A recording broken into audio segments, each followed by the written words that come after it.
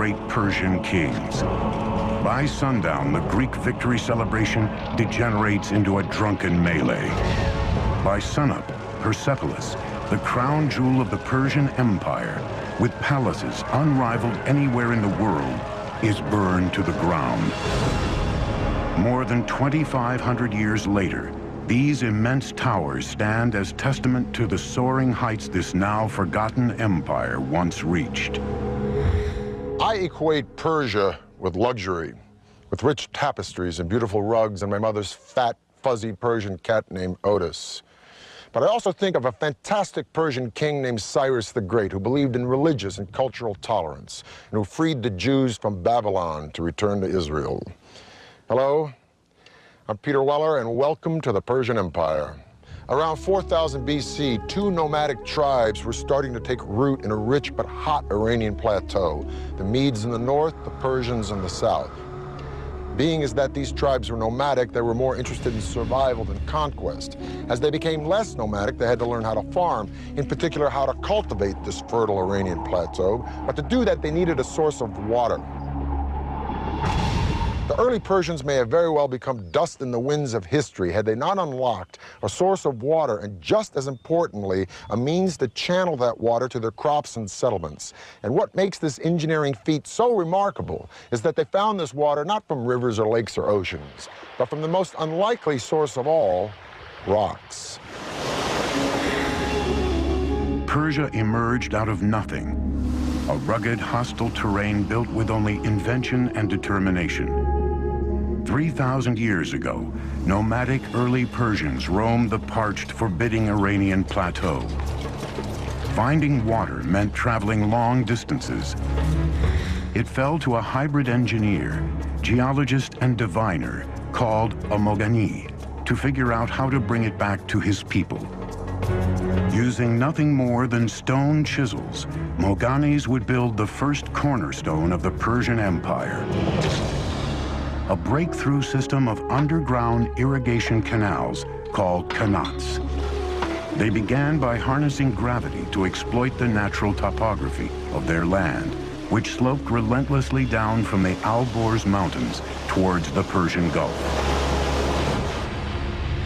Vertical shafts were first dug down from the surface, and the tunnel was excavated horizontally for a short distance.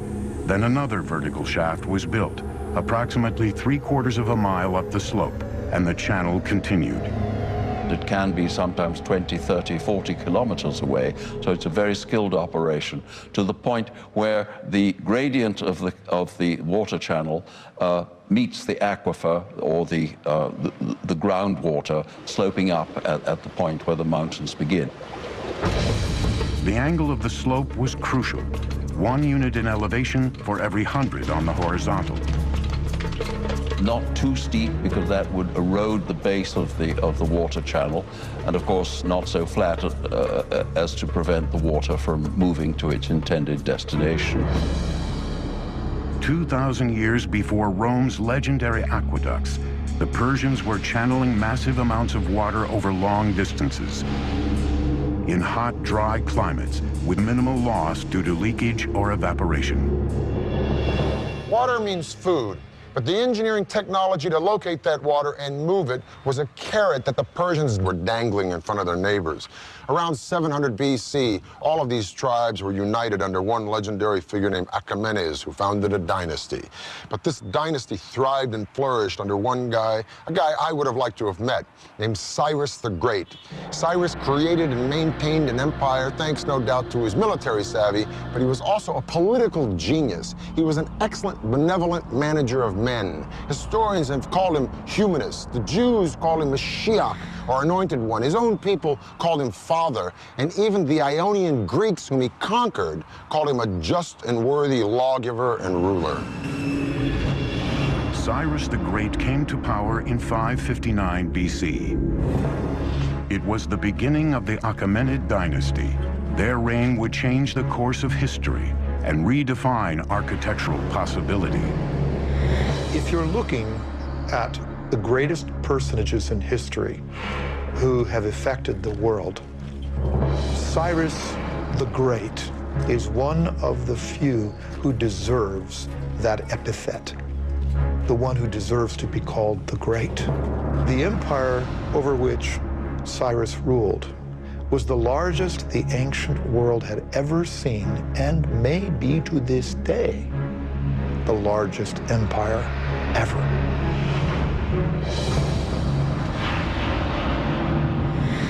By 554 BC, Cyrus had crushed all rivals and became the undisputed leader of Persia.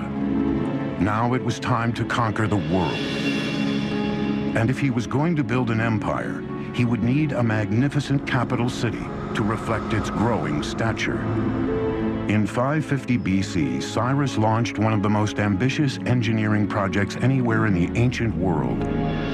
The Persian Empire's first great capital city at Pasargad, located in modern Iran. Cyrus was a very innovative builder, and I might add that his standards were particularly high.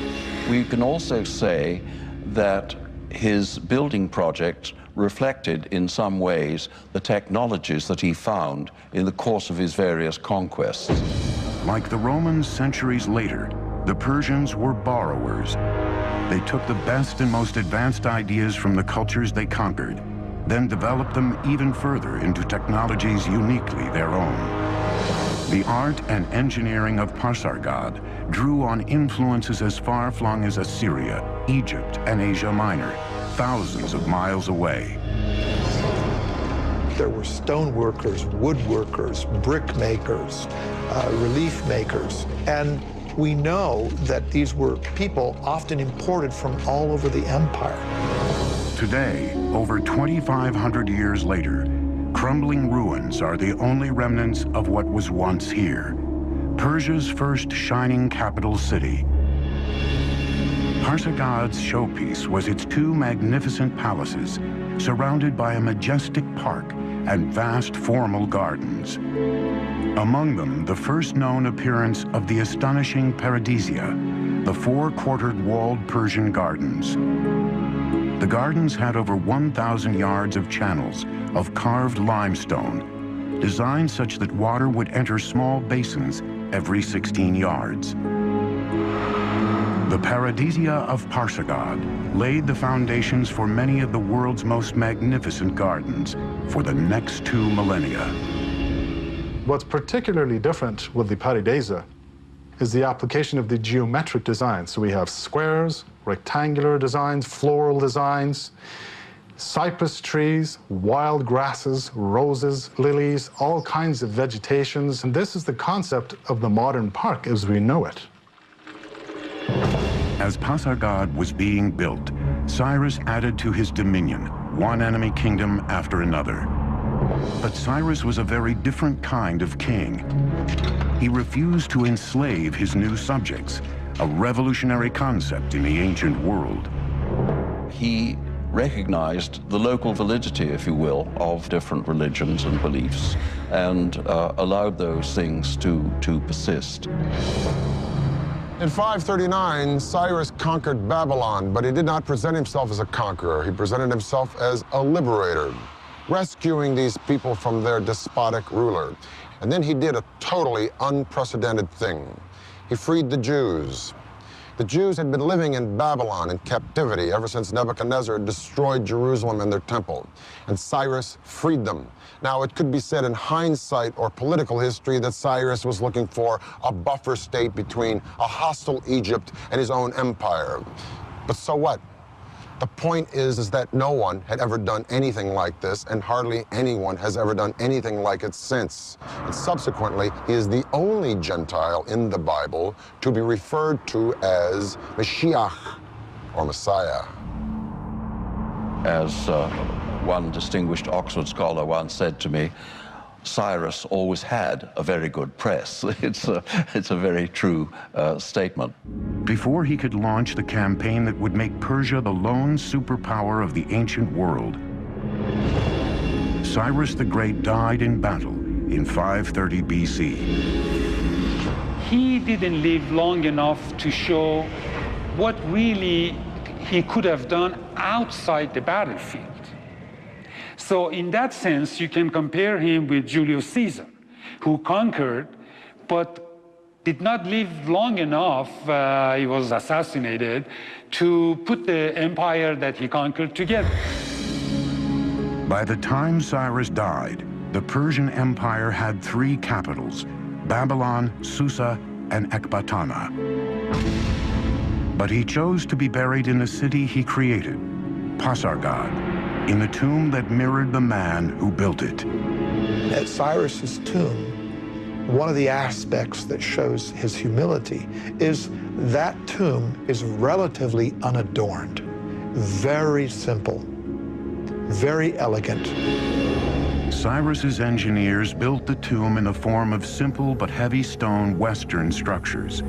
They began by laying large rectangular cut stones and used ramps, pulleys, and clamps to build the tomb to its height of 36 feet. The tomb of Cyrus is a very simple, outwardly modest monument for somebody who had created the largest empire that the world had seen to that date. And it's still remarkably well preserved after 25 centuries.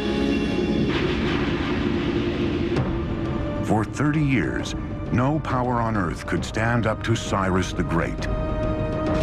Now his throne was up for grabs, creating a power vacuum that would throw the ancient world into chaos. The word paradisia in Old Persian became paradise in ancient Greek.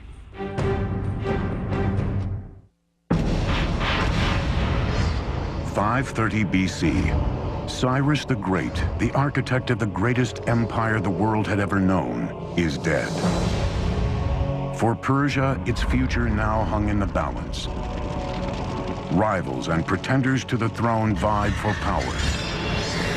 Then a distant cousin of Cyrus, a brilliant general, rose up to assume power.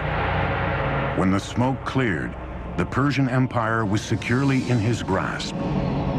His name was Darius.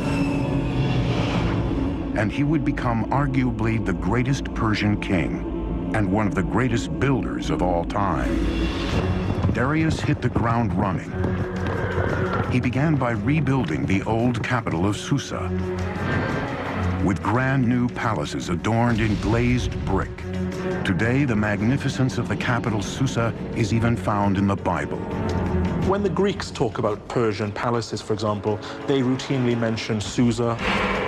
When the Old Testament book of Esther talks about Persian palaces, it's Susa that they mention. But the new king of Persia wanted a ceremonial capital all his own. 518 BC, Darius launched one of the most ambitious construction projects of the ancient world. Located near the modern city of Shiraz, it would become known as Persepolis, or Persian city in Greek. All of the palaces rose from a vast stone platform designed to enhance the stature of the empire. The terrace square is huge, over 125,000 square meters. And he had to modify the landscape. His engineers had to come in and level out part of the area, and they had to build a retaining wall. He wanted it to be seen from a distance. That's exactly why you build up a terrace, so it could be viewed from afar. That makes it all the more grand and imposing. Persepolis was a colossal engineering challenge, with walls more than 60 feet high and 35 feet thick, and great halls featuring intricately designed columns.